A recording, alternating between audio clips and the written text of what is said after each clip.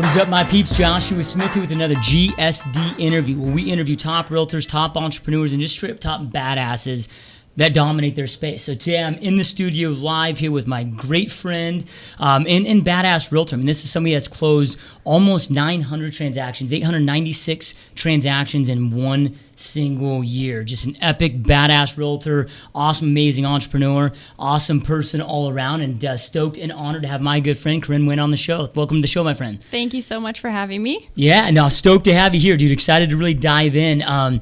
You've got so much going on now, right? I mean, you've been voted the second top realtor in America out of 1.2 million realtors by the Wall Street Journal. I mean, you've climbed this mountain, right? And but I know it hasn't always been that way.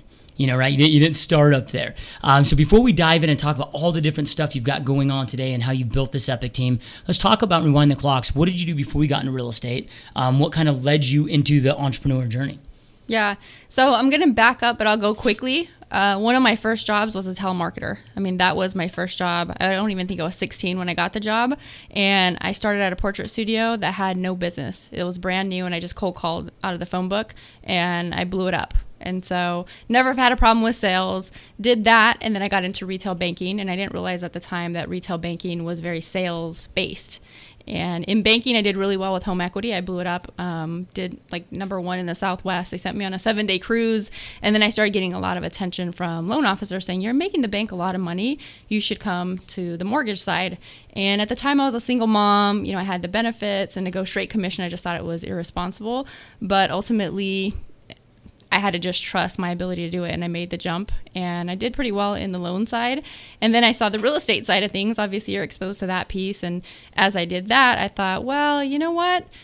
I think I like this part over here a little bit better. That's more of the people piece, and the check looked a little bit better on the HUD, right? Yeah. On the real estate side. So I actually did loans and real estate, which I thought was a great idea. You know, I'm going to be the lender and the real estate agent, and I don't have to worry about this middle person. And it actually worked out really well, but eventually it got more complicated on the lending side, and I just made the full-time jump into real estate solely, and that happened in 2003. Yep, awesome. So a couple follow-up questions there. So when you were going from more of the corporate side, the banking side, corporate side, to jumping into becoming a loan officer, what was did you have some type of internal conversations where you're like, hey, I know I'm a hustler, I'm a hard worker. I mean, was there a capacity that they were keeping you at? Or, I mean, what made you, because you talked about, okay, I'm a single mother, I want the benefits. I mean, what really drove you to making that jump? Was it the capacity, the kind of restrictions corporate America places on you, or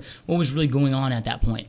I think I had to just marinate on the concept. So at the time, you know, single mom, I was making like $24,000 base at the bank.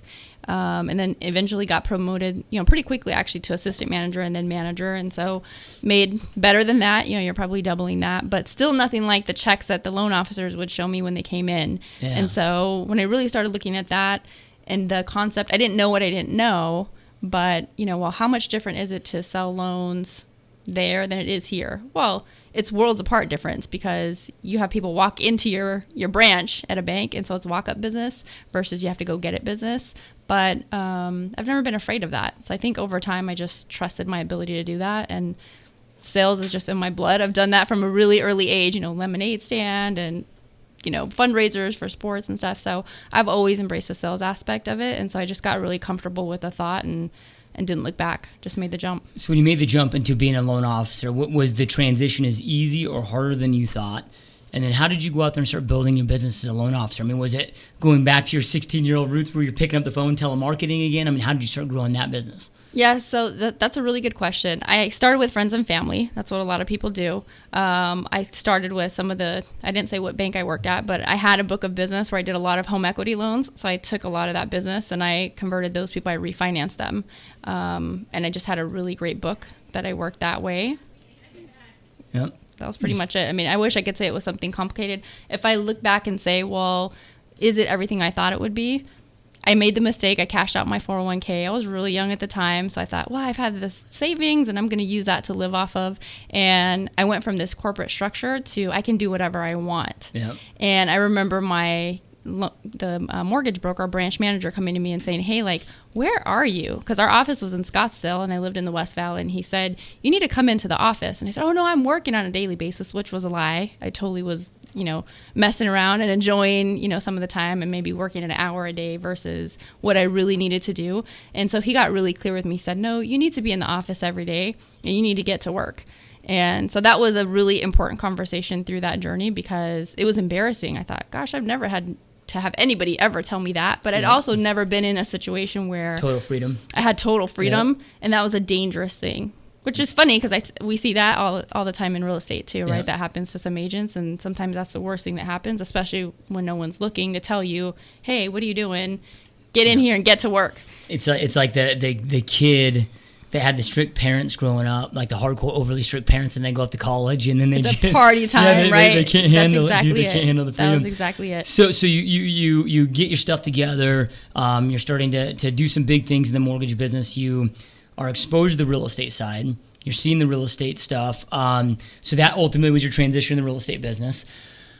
What was that transition like? I know you were doing loans in the beginning and really what I kind of want to get into is, at least in the beginning of your career, 90% of realtors fail in the first 3 years. So if you're in real estate school and there's 30 people in class, at the end of the 3 years, there's only 3 of you left. So that first couple years is such a critical element. That's going to make or break you, right? So I mean, like, Absolutely. What were some of the things that you did right out of the gate to start building, and we'll kind of talk about your journey of what you built now, which is a massive, epic team. But what did you start doing there, and how was that transition? Yeah, so I had this great idea. It proved to be actually a really good idea. I got licensed, if there's a license for that. I got trained by H&R Block because I thought, you know what? I do my own taxes, and I think I can do this for other people. And the people that I meet with, they're either going to need to refinance because they own a home, or they don't own a home, and I have a real estate license, and I'm going to sell them a home. So and do their taxes. Because I was yes. So I went through that training, and it was pretty simple to get through, and that's exactly what I did. And I ended up being, ironically, one of the top salespeople for H&R Block, which I just did that as a bridge to really make a good transition into real estate. And I got some sales awards, and the regional guy was really sad to see me leave, but that wasn't the long-term end goal plan, right? To make it big at H&R Block. But I built a great book of business with that concept, and it really aided in that transition. It helped me increase the loan production, and it also built my real estate production. Yep. So that was that transition initially. And then to go to the question of, what happens in the first 3 years, because it is so critical, what you do. When I got into it, not only did I not have the branch manager who was really laxed in the loan world, coming into real estate, I had nothing. I went to a 100% company. So there's no training, there's no management, there is nothing. And so that doesn't go well with my personality style. And now I do know what I know, and I can't just come into this. And oh, by the way, at this point in time, now I've gotten married, and now I have another child. So second child, on the personal side, things look different. I'm more mature, more responsible, and, I have to get it together. And so I hired a coach at 3 months in the business because I just needed that direction. I went to a couple of different seminars and I did some different things, but ultimately actually went to like a Mike Ferry, I think it was an action workshop that he did here at the Phoenix Convention Center. And I was sold hook, line, and sinker. They said, you're going to sign this contract and it's $12,000. And, if you need to call your spouse, you call them right now, because once you sign this contract, you're done. And so I signed it, and I took the contract home to my husband, and I said, I did this, and I'm really excited. And he's always been really supportive. So I said, if you think that's what you need, good for you. And so that, for me, was a critical difference of what that first couple of years looked like. And really the reason I'm here today, that's the difference. You have that perspective and that push. Yeah, and I think that, most real estate agents don't fail because they're lazy. It's because they don't have the right roadmap. Some might be because they're lazy, but it's like I always say that hustle or effort doesn't pay the rent. Meaning, I don't care how hard you're sprinting. If you're sprinting east, chasing the sunset, you're never going to see it. You got to combine that hustle with that right roadmap. And you had the hustle, you have the hustle. Now you're able to get there with Mike Ferry. And you've told me multiple times. That's really what's helped catapult your career, right? So you get in there. You've hired your coach. At this point, then, did you ditch the loans, or are we still doing the loans? About 12 to 18 months into real estate is when I ditched the loans because it started to become more difficult. things became more difficult as far as the guidelines and was this after kind of overlays, the market crash or when things were starting to... Yeah, so as that transition happened, in the early days of that, I thought, I was actually serving my clients at a really high level. But as things started to get more complicated in the loan side, I thought, this is irresponsible. I can't keep up. I might not be giving them the best product. And so at that point, it's kind of when I stepped back and said, I'm going to focus solely on this piece of it and just be done with the loan side. Why'd you pick real estate over loans at that point? Because you probably were thinking, okay, which path do I want to go? The lending piece for me was more of like the paper push. Yeah. And there was more sales aspect to it. The sales cycle in the loan part is pretty short. But in the real estate part, that for me, that was in the relationship building and the sales cycle, obviously the income, that was earning on both sides. It was much greater in the real estate piece. So awesome, dude. Okay, so you got that going on. You get full into real estate. What was that journey like? Because at that point, that's when the market starts crashing. Yeah, right. Because what are we now? 2007, 2008. So I got in at the end of 2003, and so by the time I'm done with the loans and heavily into coaching and building my business, market dumps. And so now I'm looking around going, what do I do? And the area that I lived in and that most of my market share of my business was built was in a newer area that got hit really hard. So we're in the same backyard, right? Like, I don't have to tell you that. I was like 15 minutes away from each other. That's right. And we just got hit really hard. You'd have to go really far away to find somebody that wasn't upside down, because if they didn't put, half down or more on their house, they were upside down. And so as I started doing that, some people started to get into short sales, and it really, for whatever reason, that was just never an attraction to me.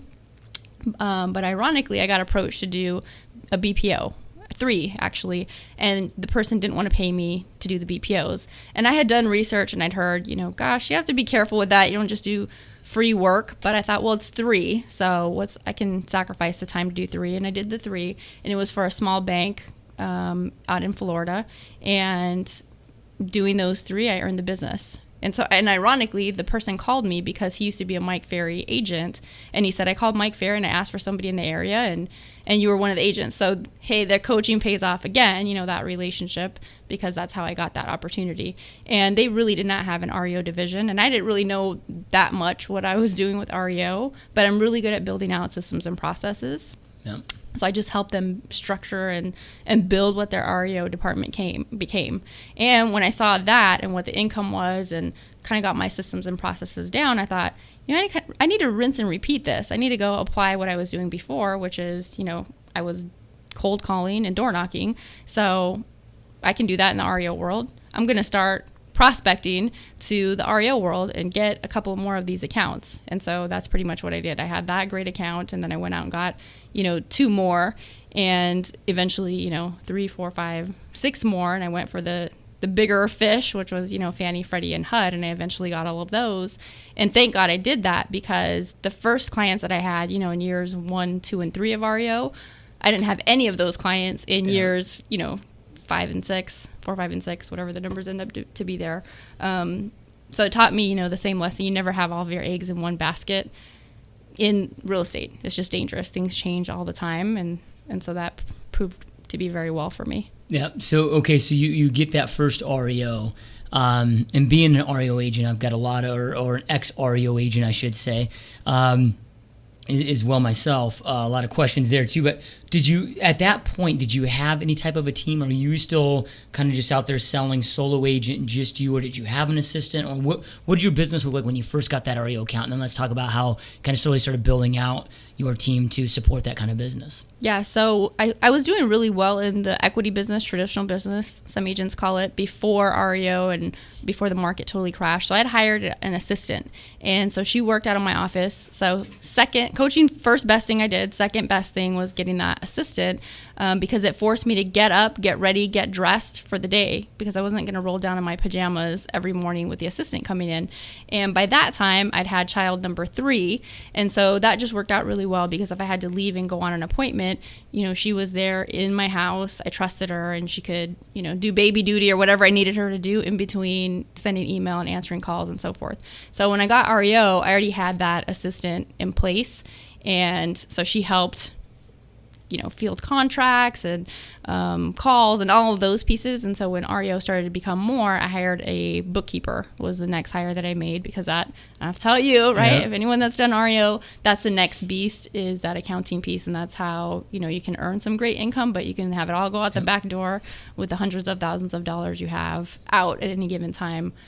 For the banks, they're not the most excited about paying that money back. So if you don't have your I's dotted and T's crossed. They're praying that you forget to submit something correctly. Yes, yes. So that's what happened next. And then, really the entire time that I did REO, I did not leverage, by hiring agents. I didn't have that insight. I didn't have that training. I didn't have that environment in my brokerage. And no one really gave that to me along the way. So I never hired a team, in those first couple of years. It was really myself. There's some people that I would, refer some buyers to, and that didn't really work out. But I didn't really have a team in the sense of the word team. Yeah, and I think if we can all do it over again, and I shouldn't say if we could, when the market does shift again, right, we'll all be so much smarter about how we recreate that business. Absolutely. We've learned a lot of lessons through all of that. So okay, so you're doing that, and you're out there hustling it in the business.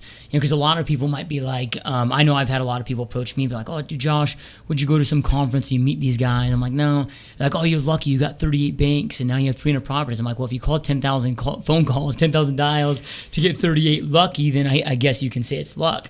But what I love about it is, you weren't given or handed anything. You had to keep going out there and earning it and going after it. And you just switched your prospecting mode of, okay, hey, instead of dialing expireds and door knocking, now I'm dialing asset managers, right? So what did that look like? Was it a couple hours a day just working the phones to, what was it before you landed your first big account? What was the hardest one to get?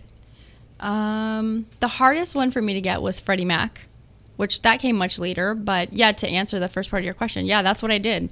It was a research, so I'd have to figure out, okay, who's the person I need to talk to, who's the right person, and how am I going to get in contact with them? And so I'd have to start with the assistant usually. Well, who are the assistants? And because I was fishing for some of the smaller banks. So with the smaller banks, you're actually approaching the VPs, because there's not this Fannie Freddie thing where the asset managers pick and choose who's getting the assets.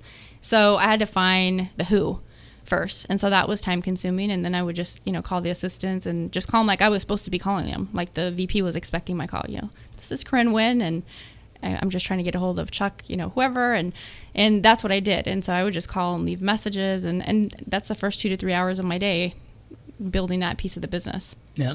And then now with the traditional market, it doesn't change. It's probably still the first 2 to 3 hours of your day, right? That's it. It shifts. Yep. Just who you're dialing is changing. So, okay. So you start racking up these banks. You're scaling up your organization is whether it's more assistants, whatever, because you get to a point where you did 896 transactions in 1 year.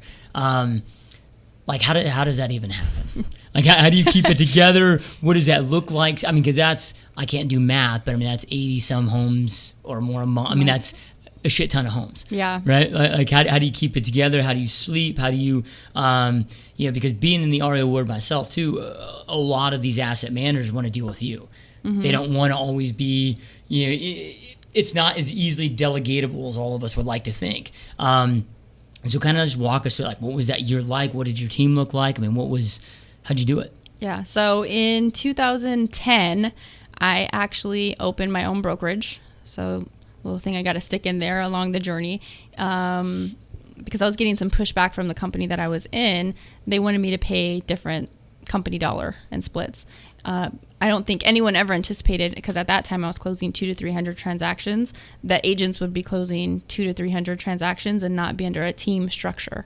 So I got a lot of push there, and I thought, well, wait a minute, I'm bringing you a good amount of business. I have a lot of signs in the ground. I know I'm not getting all my sign calls, because we were forced to have the main office number on there. And simultaneously, I needed to renew my license. So anytime I got my license before, I don't like to just go to the CE classes just to check the box. So I'd already had my GRI, my CRS. So this time I said, I'm going to go for my broker's license. Never intended or wanted to own my own company. And then the third thing that happened was I was approached or went to a seminar for, I won't really say the name of that company, but they targeted a lot of REO agents to open a franchise. And so that was the first time I'd had a conversation like that franchise conversation, and saw the leverage and the possibilities of what the numbers could be in a brokerage. And so I started fact-finding the brokerage conversation, and I went out and I met with, Remax, and I went to their convention, and I checked out a couple of other companies and surveyed a lot of people that had either done an independent and a combination of owning their own franchise. And the thing I kept hearing over and over again is go independent, go independent, go independent. Don't get married, do this on your own and go that way. And so that's what I did. And so through that journey, I obviously learned very quickly that I could not do all of this by myself. It becomes a leverage conversation, because it's no different than a single agent at the time. You're going to hit a wall. You either need more money or more time. Yep. It's I don't care who you are. Like, you can't tell me it's not one or both of those things. And so I needed more time, and there's only so many hours in the day. And so I just started building out the who. Who's going to help me with these pieces. And I built a really great who. And that's how I was able to, really manage.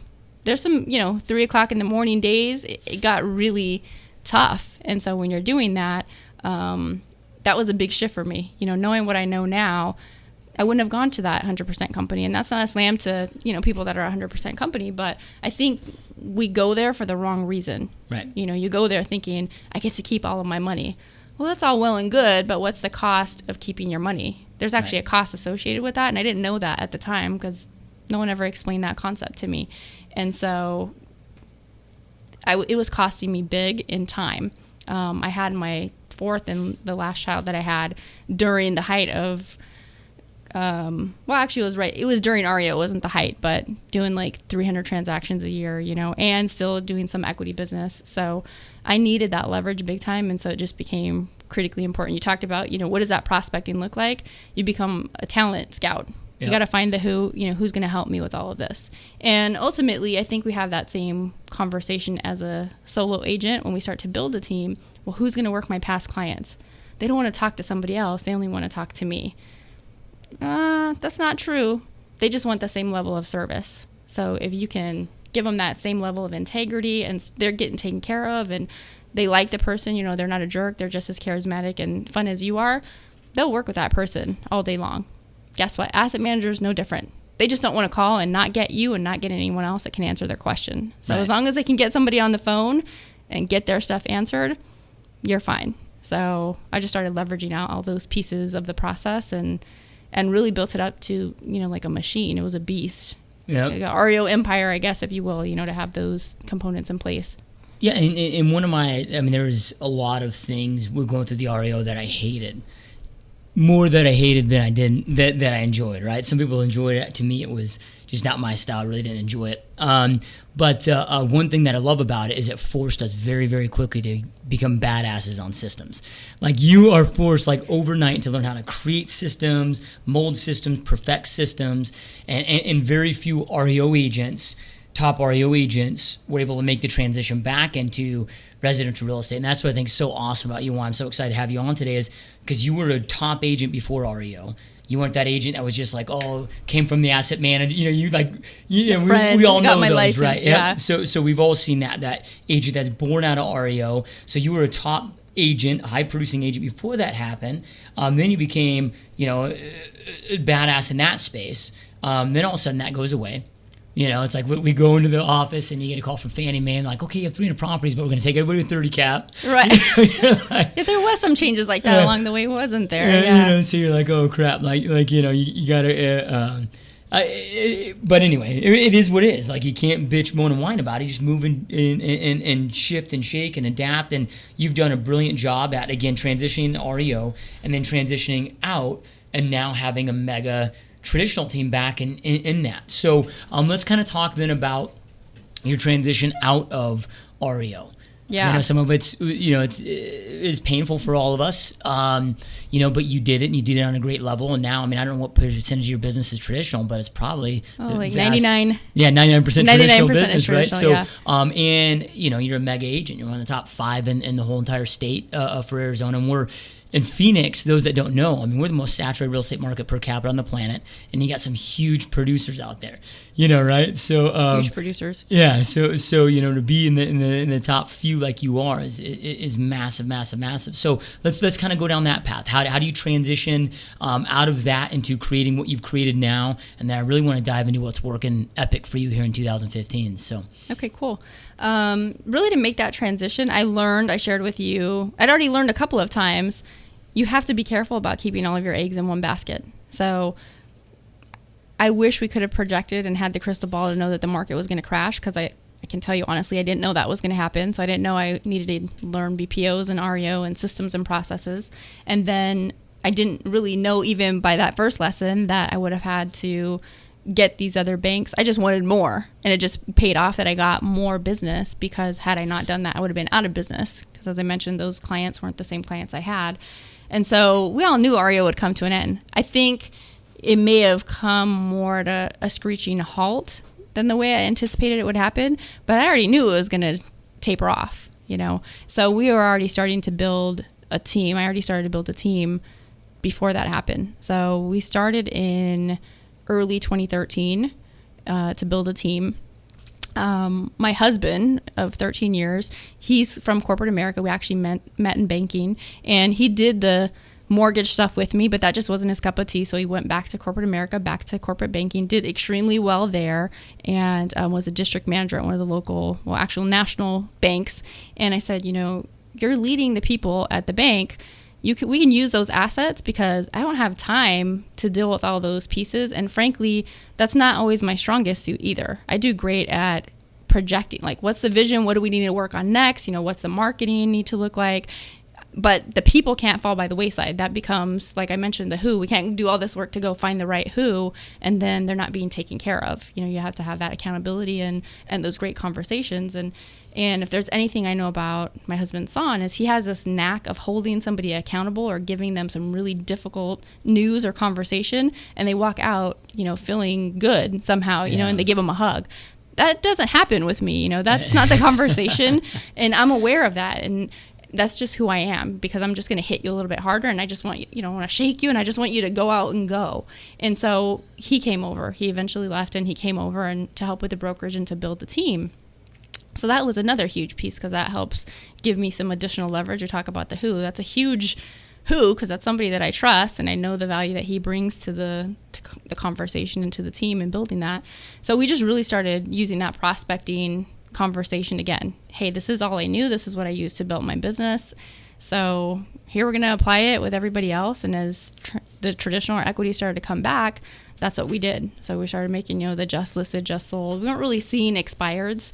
Here in the Phoenix market at that point in time, there was not really any expireds. It's more about conversations to have with people. Hey, did you know you're in an equity position again?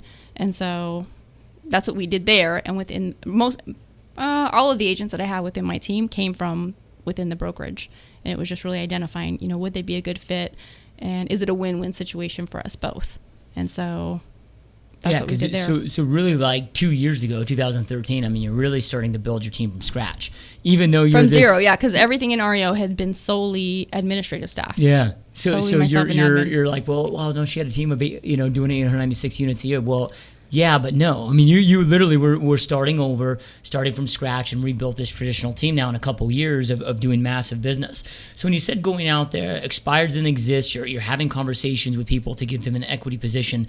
What does that look like? Is that circle prospecting? Is that open houses? Is that, how do you go out there and approach? So if you have a new agent listening right now that's, that saying, well, I got to go out there and build my business, right, but I don't know how to do it. What should those conversations look like? What did you guys do? So it was all of those things. One of the things that I can say that I had that gave me a competitive edge over than what a new agent may have was my coach gave me some great insight and said, hey, you need to adopt all the clients on the other end, because you're not building your database through this REO empire you're creating.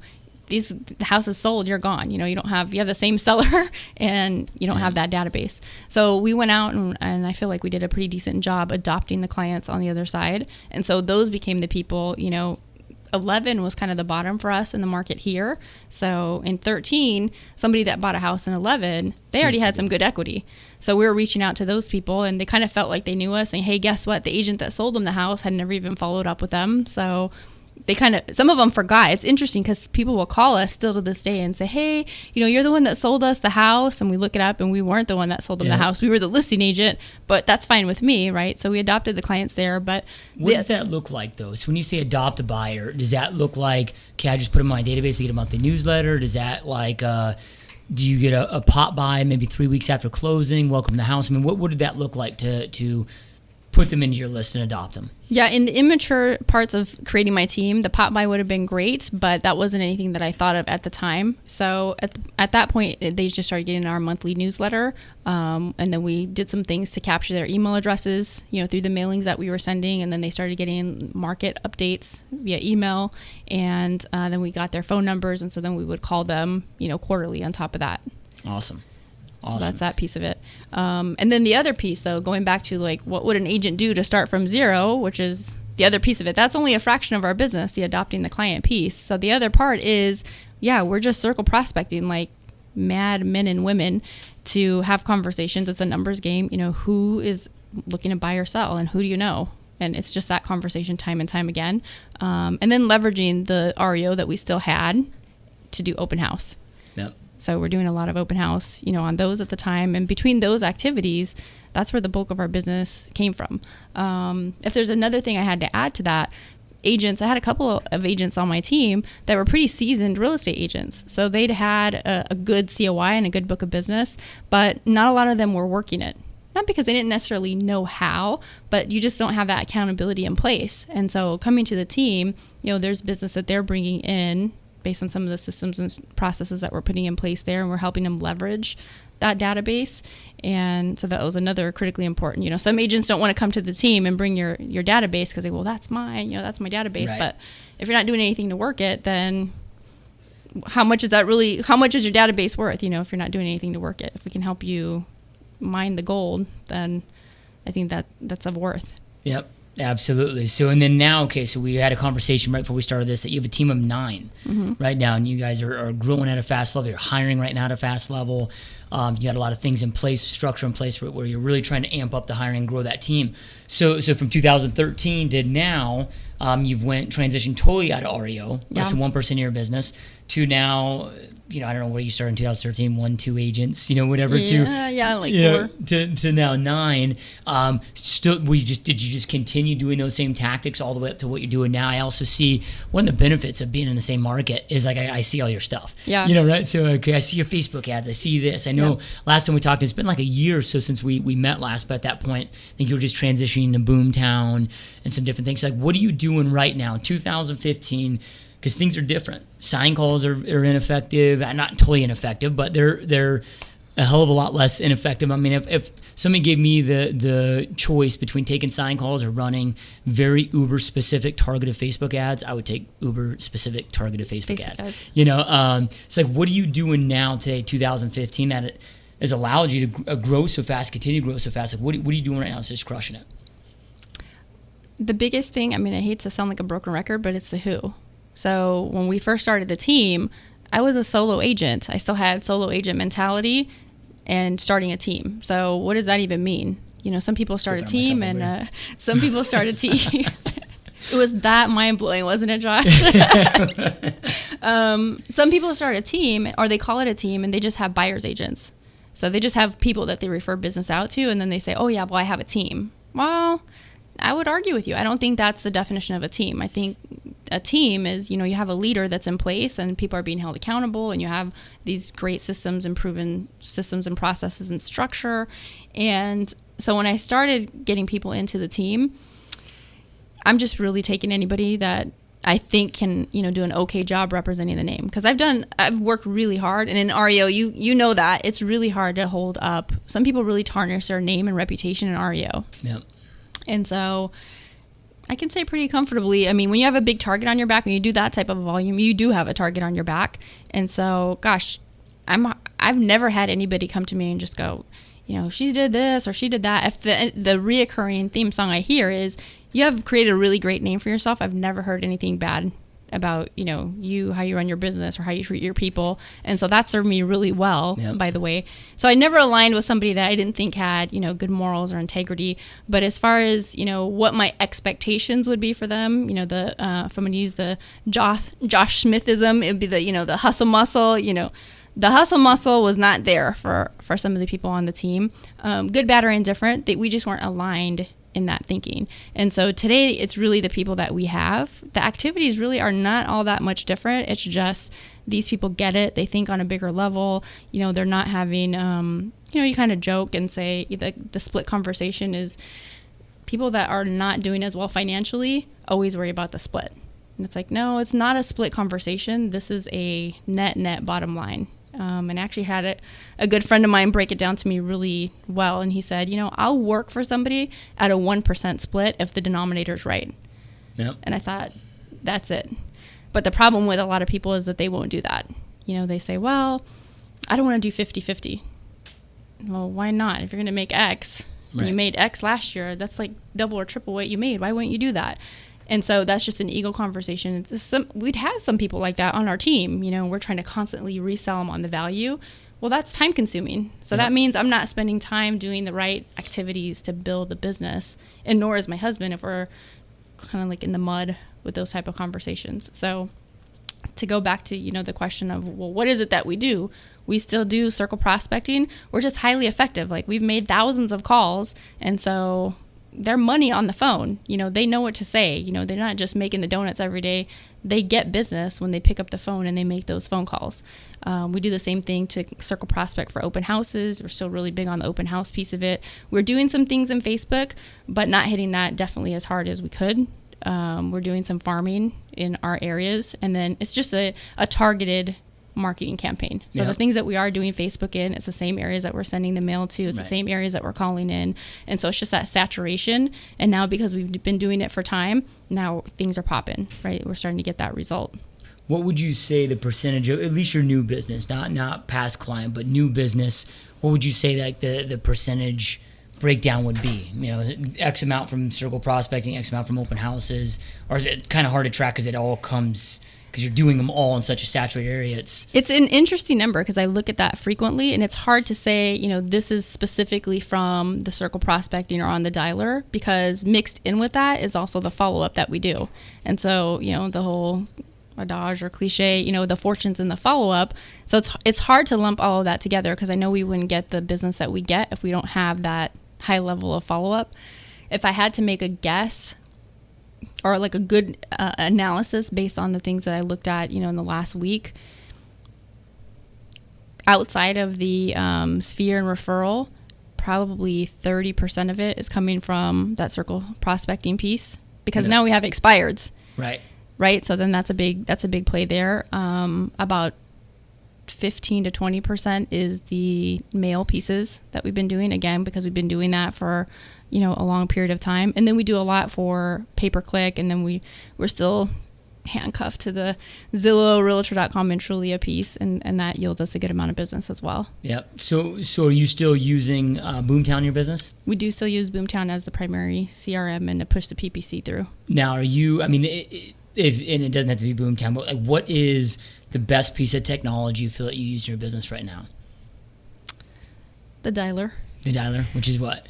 Is Mojo. Mojo, yep. Yeah. Triple dialer? Yeah. Yeah, it's badass. Because I have a high sense of urgency, and so I always want to be very effective and efficient. And so for me, that gives you so much time back in doing that piece of it.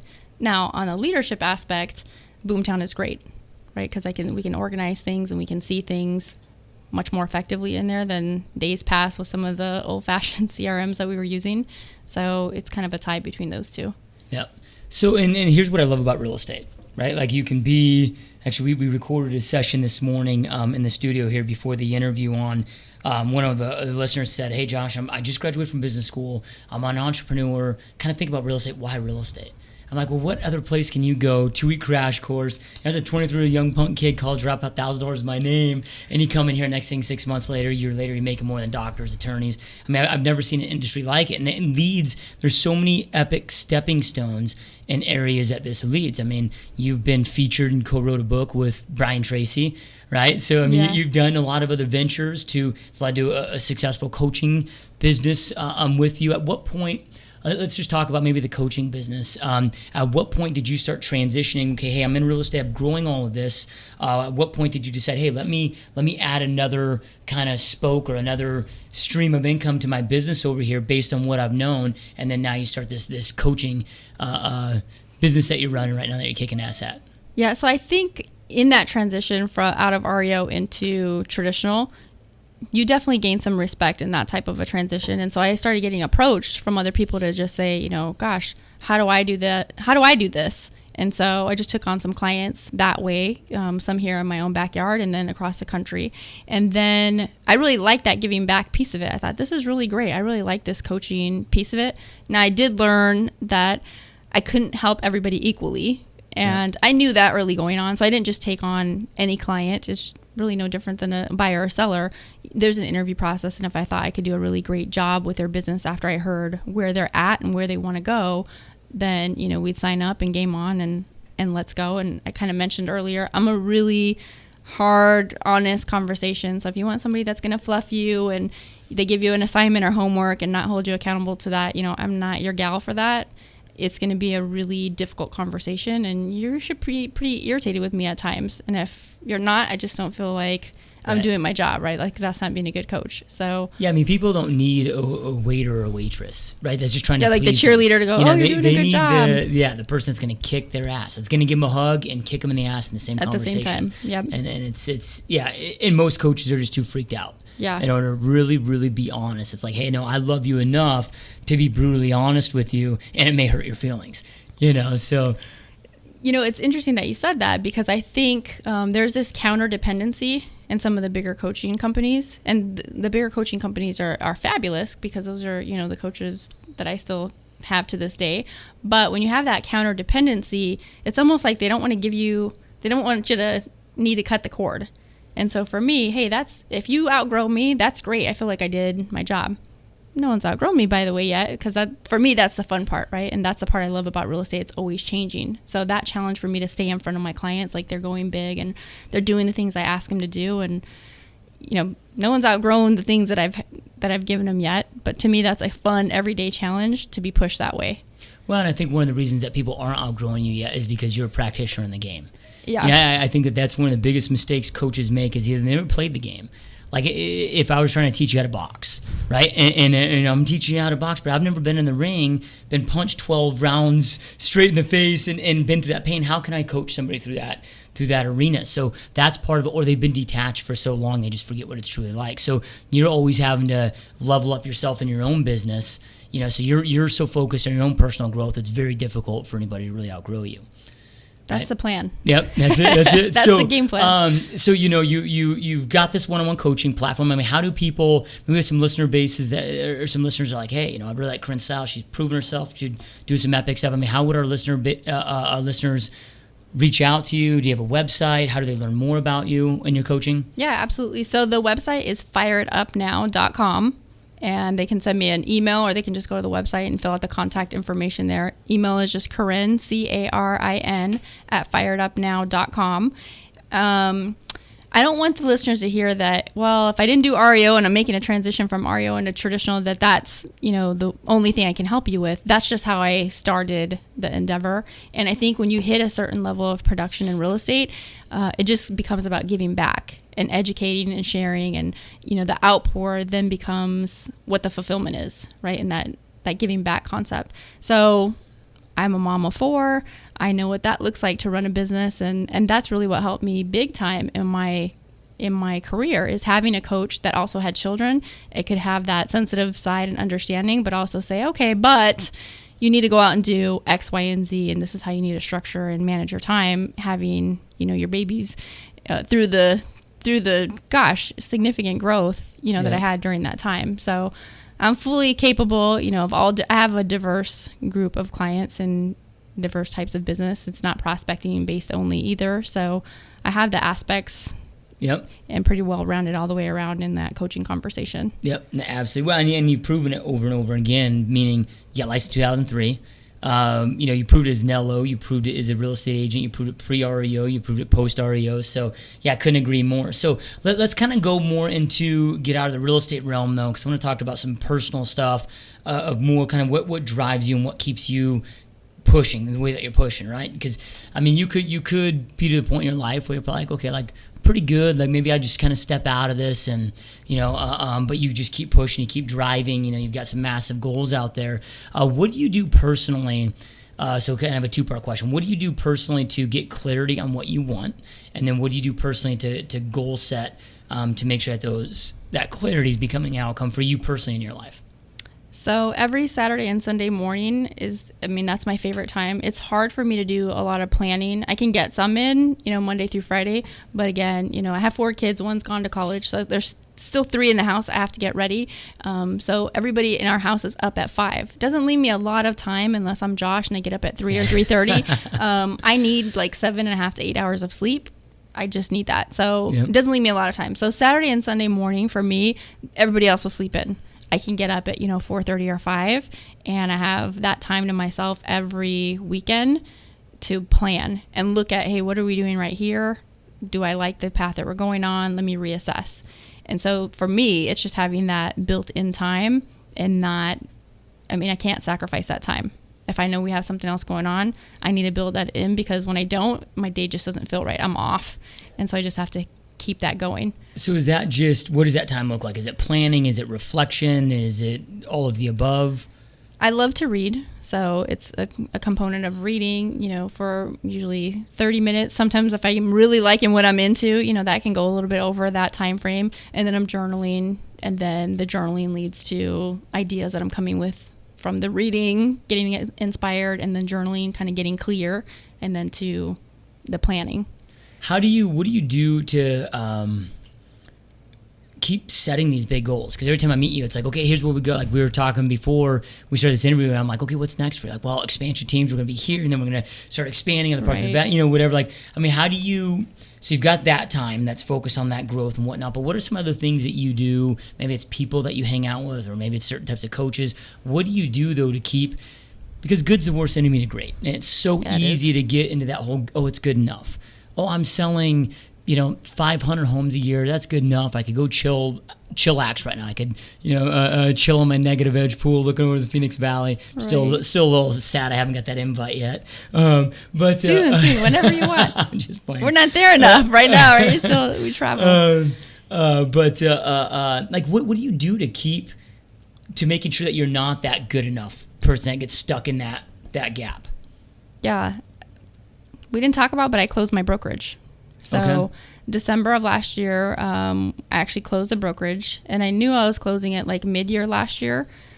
In fairness, I probably should have closed it a year before, and I kept it open an extra year, more for the ego conversation of, gosh, I'm afraid of what the perception would be like. Oh, Carin's just another REO agent that, did 896 homes, and then she couldn't cut it, as a broker owner. And so that I sat with that for a year. And then ultimately I said, this just isn't going the direction that I want it to go. And I just don't want to do this. This is not what I envisioned it to be. I started with a flawed model, and I changed the model along the way, compensation model. But frankly, we just gave out like way too much value and weren't getting it back into cost. And so once you do that, man, you're kind of put a fork in it. You're done. And so we could have, absolutely I could have, but my heart just wasn't in that. And so we made that transition in December to go over to KW. Along the way, in getting the 896 homes, I was given a Pinnacle Award by Keller Williams, which is a brilliant plan in their part, through the recruiting process. And really what KW does is they came up with this award to award people across industry, so not KW specific agents. And so that exposed me to that Keller world that I never would have had the exposure before. Are you kidding me? I'm doing 896 houses on my own, and we have our own business, and we have our brokerage, and I don't need help from this over here. I have everything, figured out. So not knowing what I didn't know and getting that exposure, I started seeing, wow, they have a lot of things that are very similar to what I have set up. I'm here, I came up with this system, and then I look over and it's almost identical to a Keller Williams system. So, well, that's great. Gosh, I guess I have a good mind because I'm creating some things that are similar, but they have like 20, 30 years plus on me. So theirs is more advanced. It's been more proven. It's already vetted out. And by the way, I'm still spending time on building all these components out. So, I just had to recognize to continue on with the brokerage would just continue to be an ego move. And at the end of the day, I needed to do what I wanted to do, which is, set the expectation high and keep it there. And with that piece in the team, I could have that. Yep. And so in coming to KW, that's that environment piece. That's what keeps me pushing. Over there when I'm doing 896 sales, there's nobody else in our company that's doing that. Right. So I'm not being pushed. And that's the part I think, gosh, not just for myself, but probably for every single agent that gets in the business. Oh, how we just don't realize the value in the environment. I went to the 100% and I go in my house and I say, I don't need anybody. I'm driven and determined and bad at whatever you want to put in there, right? Like I will just get it done. I put my head down and I work, and that's true. And I did well, but what could I have done if I was in a different environment where I'm really being, challenged and I have this like competitive nature and I'm being exposed to different ideas. So that's a part for me, to be in Gary Keller's top 100 to come to that company. That is a game over. You interviewed Mark Spain, not that long ago. Mark is one of those people in the room, along with, 100 other really great minds, like some of the best in the country. And to have Gary Keller's time and the content that he shares, I come back and, gosh, I think I'm thinking bigger and I feel like pathetic, right? I got to go so much bigger than what I was thinking, before that. And so that's the piece of it, having that type of environment and the people that are doing, 1,000+ transactions in equity or traditional, and having people like that in a sharing culture that I can just call up and say, hey, how did you do this piece of it? And they just give you the whole playbook. Here it is. Yep. I mean, that's invaluable. I think, Eagles have to soar together, and I think it's so critical. A players play with A players. Like, you can be the most badass basketball player on the planet, but if you're just chilling with C players all day, your game is gonna get brought down. Absolutely. And when you're here, when I was interviewing Mark, I'm like, dude, what's next for you? You just did 1,200 units, $5 million of commissions in 1 year. He's like, well, I really think I can get to 10,000 homes just in Atlanta. I'm like, dude, right? But talk about being pushed. That's the room to be in. Yeah, love it. And I couldn't agree more, man. Like I said, Eagles must soar together. So.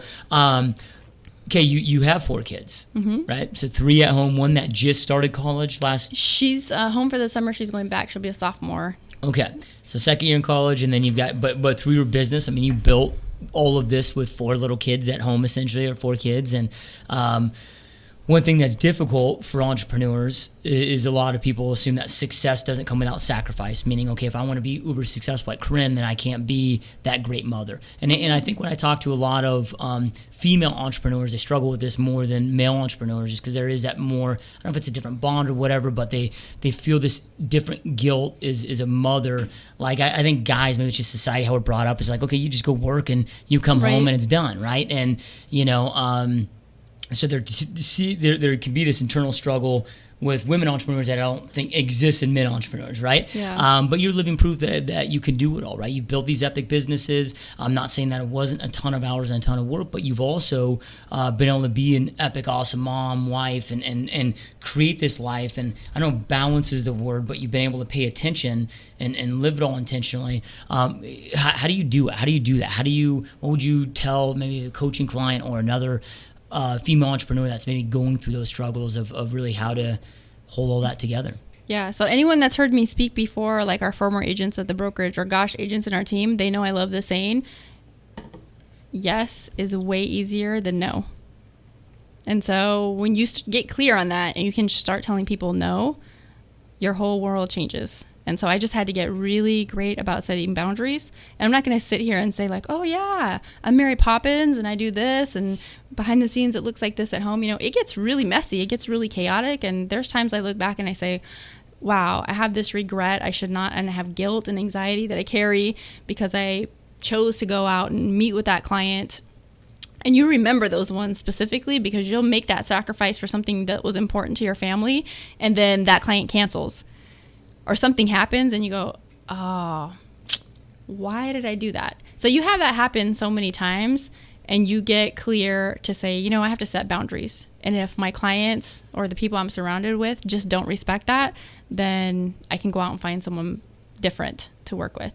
And so when you're not handcuffed to that, you know, and just ruled, your life is not ruled that way, then your whole life changes. I mean, for me, the first client that I fired, totally different life after that. Yep. You know, when you realize you can, right, you have that empowerment to know, oh, you can fire a client. Oh my gosh, you know, you don't have to work with jerks and crazy. No, you don't have to do that. And when you do that and you realize, you know, it's a shift. It's a shift of your mindset. You know, it's not in scarcity mode. You're living in abundance. And when you get that, you say, I just find someone else I want to work with. Because guess what? When you work with crazy, they refer crazy. Right. So, and then you just get an abundance of crazy, right? Yep. So it was just getting really clear on what, you know, I know you're big in personal development and reading, and there's the interview, and I think it's, was it Jobs that was it talking to the Nike owner when he says, like, he's just as proud of what they do versus like what they don't do. Yep. And, you know, he said, you know, Nike does a lot of crap, so let's stop doing the crap and just do the good stuff. Well, that's no different here. You know, you have to get really clear on what it is that you're trying to do, and it's okay to say no. Frankly, you have to probably say no more than you're saying yes if you're really going to have that teeter-totter instead of like the teeter-totter just flat on one side, you know, for any given period of time for too long. Yep, success is an elimination. Couldn't agree more there. Do you do anything though as far as like compartmentalize? I have to want to put like, okay, do I block off? Okay, here's my work time. Here's my family time. You know, or is it just, hey, it's too chaotic, I can't really do that. I got to just get integrated all. I mean, do you have some kind of tips there? Any structure that you follow there where it's like, hey, I got my 12-hour work block, but then I got my 4-hour family block, and work doesn't interfere here? Or is that just kind of like, are we just messing with ourselves mentally, becoming delusional, thinking that can exist? Yeah, I mean, it is more now because my kids are older. My youngest is 7, right? So it looks different today than it did then. So is it realistic to think it's going to be that way then? No, because, you know, I would help in the classrooms, and, you know, I still do here and again now. But kids got out of school earlier, and it's a shift of going, you know, from one daycare piece to another in preschool, and there's this going on at school. You have 4 kids in school, you know, every single one of them, minus the baby, was in extracurricular activity or club sports or time-consuming things. So to think that you're going to compartmentalize and have this like beautiful wrapped up package of I work this hours and then when I get home it's this, it just doesn't look that way. So I think the biggest thing for a working mom or, you know, even a working dad is just to make peace with, it's not going to look like that. It's going to look like shit sometimes, frankly, and it's going to be really chaotic and messy, and you just have to be okay with that. But you're going to have to recognize, has it been messy too long? And now where do I have to kind of clean some of this up, you know, and just doing that time blocking piece and setting the boundaries. You know, I mentioned having the assistant in my house. And so that's the leverage conversation, you know, of having somebody help me out. If I'm sitting here thinking I have to do it all, because I've talked to those moms and they go, well, I just don't want to leave my child with someone. I want to do all that. Okay, well, you're not going to be able to do it all by yourself. Like the greatest of great people have some type of a help. And frankly, I don't need to be there while my baby's sleeping. I'm not sitting there like, oh, it's a beautiful, you know, watching him sleep past, you know, a few weeks old. So they can be there to take care of those pieces, and they can help with a meal here and there. And if you're not okay with that, you're going to be frustrated. You're going to get out of the business because the business will break you if that's how you come in with that, you know, Mary Poppins type of fairy tale attitude. It's just not going to happen. When I like how your first assistant you hired for home, for business, and home. Yeah. Because a lot of people are like, oh, I got to get in the office, and I got an assistant at the office, and now I got to try to figure out like how to hire a nanny for home, and you know, you just kill 2 birds with 1 stone. So dig that. So I know you're big on self-development. You talk about still having a coach today. What are some of the things that you do personally in your life to continue leveling up with your self-development? Is it a coach? Is it, you know, a certain amount of books that you try to read a month? I mean, what is that? What does your self-development look like for you? So now I have 2 coaches, 2 different companies, 2 coaches that I have. Both real estate? Both real estate coaches. One tends to be more on like the people building piece, and the other one is more of productivity and kind of help with some of the blind spot and perspective conversations. And then as far as books, I'm doing 2 a month, trying to get to 3 a month on the book piece of it. So You know, it has to be about, I'm just ashamed. I'm embarrassed because there was a point in time where I would say something foolish like, books, I'll just watch the movie. You know, I'm not going to read a book because I didn't see, you know, the power. I'm a huge Jim Rohn fan. Like anything Jim Rohn, it's in, you know, my iPod or podcast and Audible, iBooks, you know, paperback, hard book. I have all of, you know, Jim Rohn stuff. And so if anyone has ever listened to Jim Rohn, he's a fanatic on, you know, what do you have in your library? Right. And are you reading it? And I think he has something that says, I mean, when he said the quote, who knows what the average sales price of a home is, but he says, you know, all homes over 250,000 have a library. Right. Isn't that interesting? You know, so probably in today's world, it could be, you know, 500,000 or maybe even $1 million, you know, whatever the price point is. What is the person doing that they have a library? Well, they're probably earning some significant income, so they get the importance of reading. And I've always been a consummate learner. I just didn't see that power like it is in the books.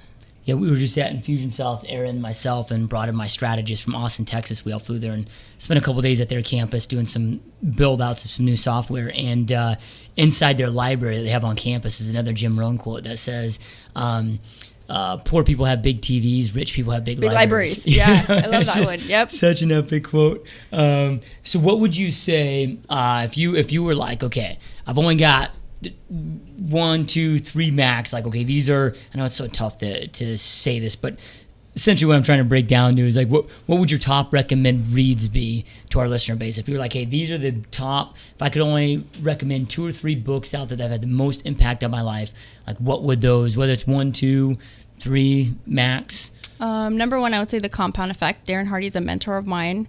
Compound Effect, game changer. My now college student has read that several times.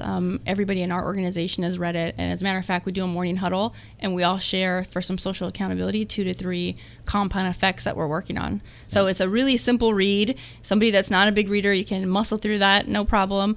But the concepts are life-changing. So that's by far number 1. Number 2, I think, would be How to Win Friends and Influence People by Carnegie. It's another huge one. That's a big one. And then 3, it could be because we just read that, and for the 3rd time, but 40X, the 4 Disciplines of Execution, is another really important one, because if you don't get those concepts in business, you're probably really frustrated and you're focusing on the wrong things. So I think that's probably the 1, 2, and 3. And if there's a close 4, it's Leading an Inspired Life by Jim Rohn. I really like that one too. Yeah, there's lots of good books. I could go on like a list of books, but those are probably the top of the top for me.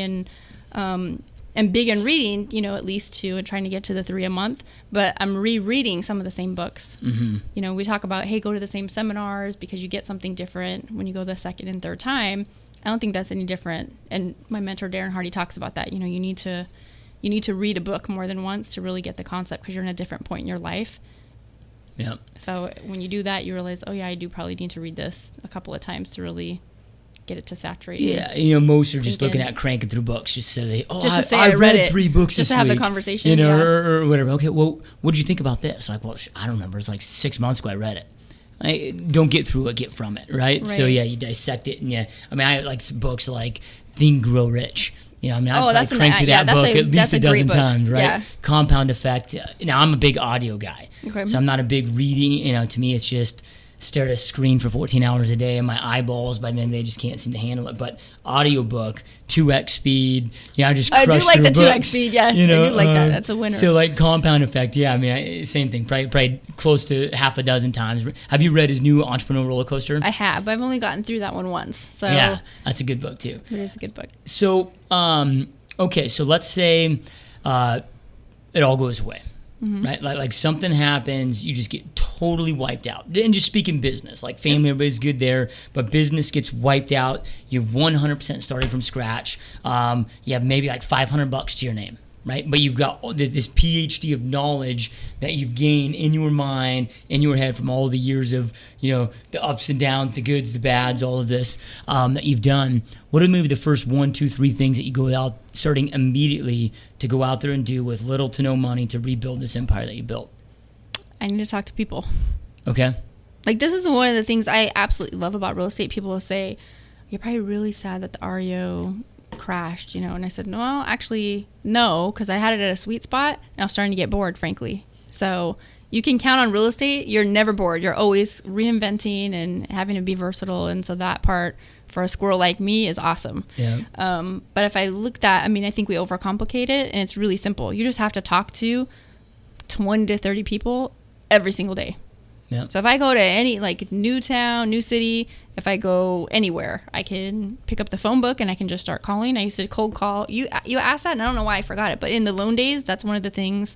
My husband and I were just talking about that. We would sit at the dining table, and my commitment was, I'd have to take X number of loan applications. If I didn't have that, I'd put my kids to bed and I sit at the dining room table. Literally, that's how I got started at 16.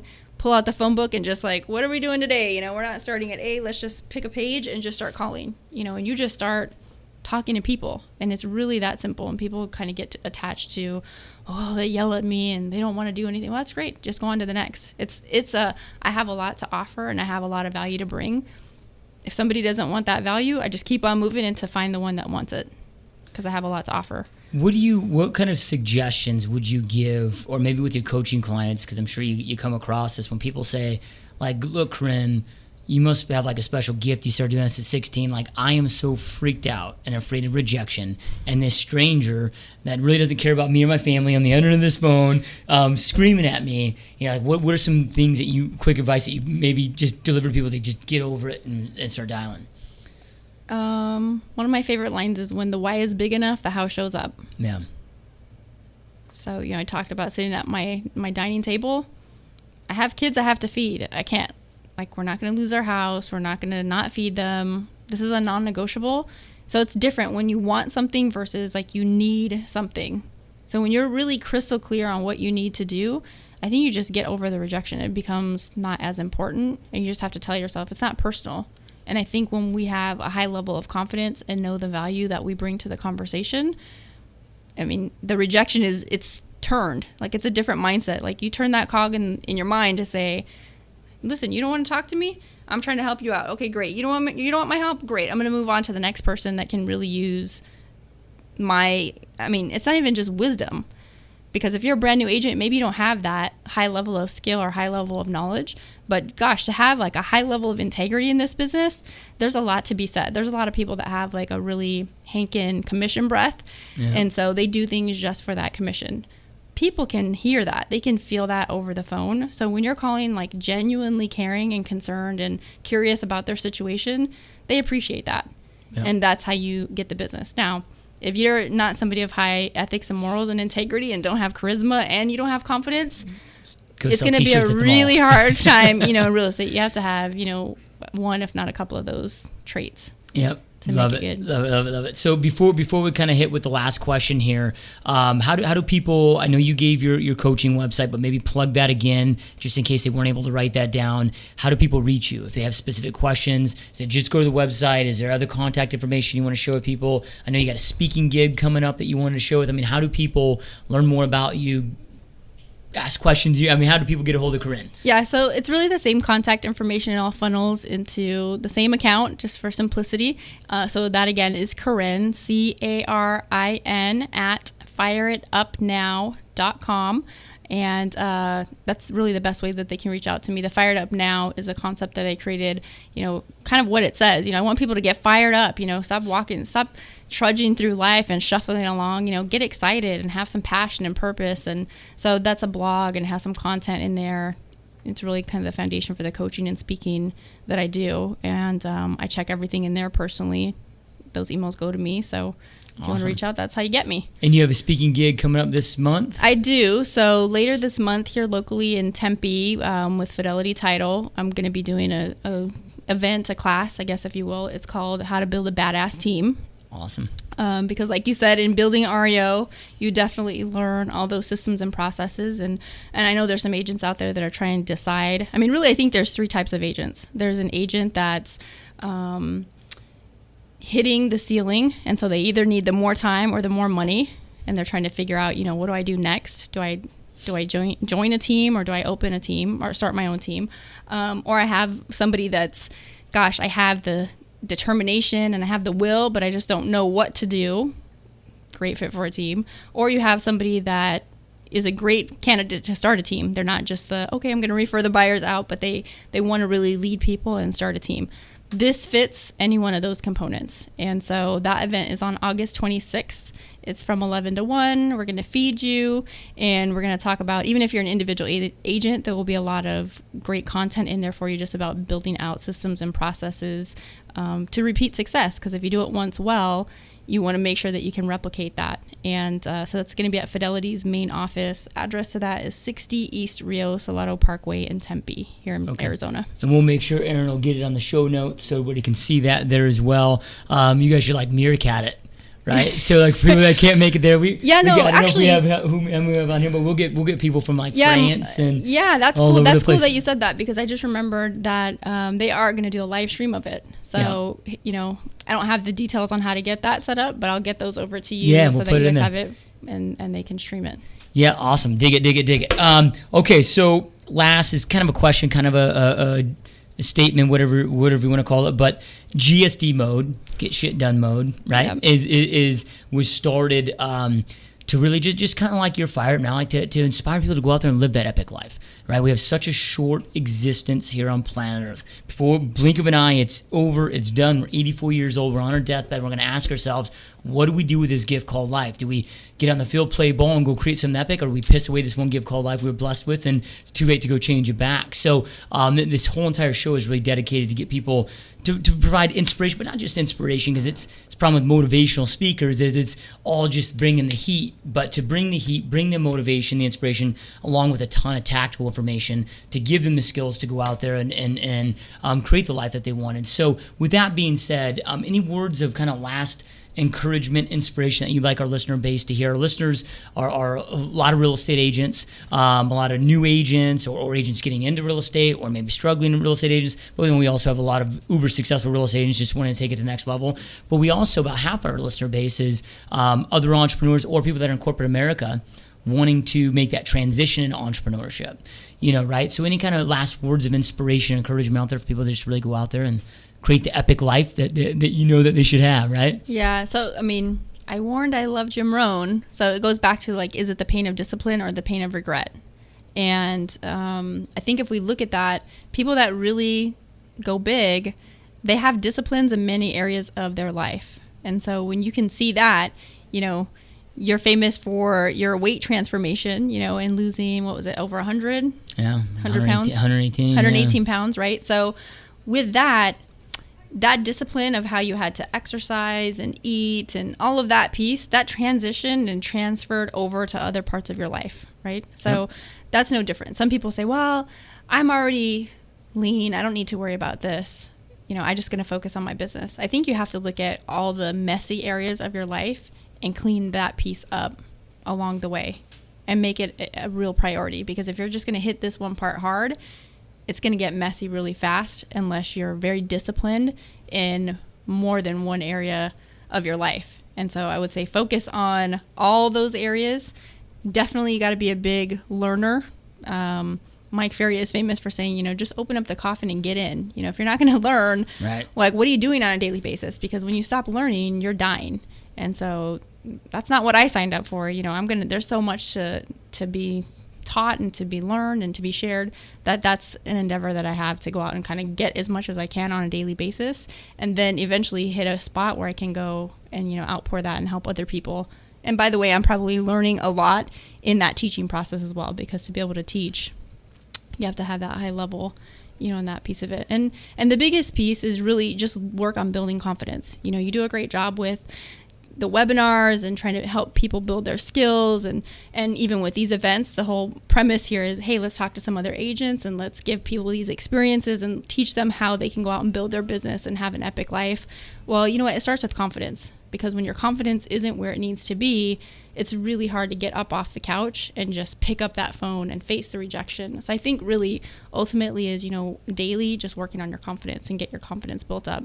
Yep. It's kind of the magic pill. Love it. Couldn't agree more. But then with that too, though, action is what breeds and creates more confidence. Oh yeah, you can be a cocky bastard and not not do anything, right? So you have to have that confidence and do something with it. Absolutely. Yep. I dig it. Love it. So to our listener base out there, as we end every podcast with, whether you're watching this on YouTube or the website, or you're listening on iTunes and Stitcher, information without implementation is the start of delusion. right? So all this information, I mean, you've heard from one of the top real estate agents on planet Earth today, who also happens to be one of the top coaches out there. You've heard her journey. You've talked about what she's done to crush it throughout the years, throughout the different markets. Make sure that you're implementing some of the knowledge that you learned today. Information without implementation, again, is delusion. So start implementing, start taking action. And Carin, thank you so much again for being here. It was an absolute honor, my friend. Thank you. Yeah, you got it. All right, you guys, go dominate. Keep tearing it up, and we'll talk soon.